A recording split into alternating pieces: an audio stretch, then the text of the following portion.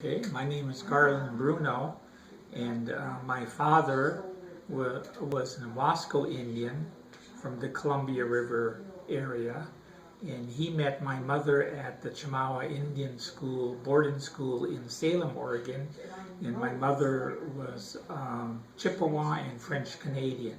I was born on the reservation in 1947. And have lived, with the exception of 4 or 5 years, all my life on a reservation.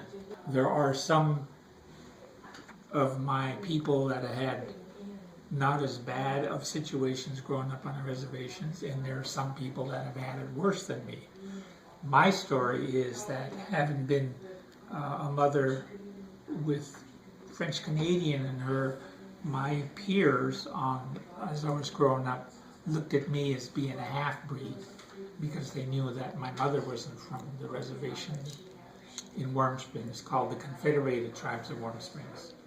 And so I was often called a white person by my own peers, and it was difficult. My first day at school in Madras, I was walking down the hall going to my class carrying some little handful of books, and I came upon 3 older white boys that were a grade ahead of me, and we bumped into each other. And one of the bigger boys grabbed me and picked me up and threw me against the wall and said, "What are you doing here, you dirty Indian?" I was a person that was a white person on the reservation and the dirty Indian off the reservation. So it became quite confusion for me as I grew up as to who I really was.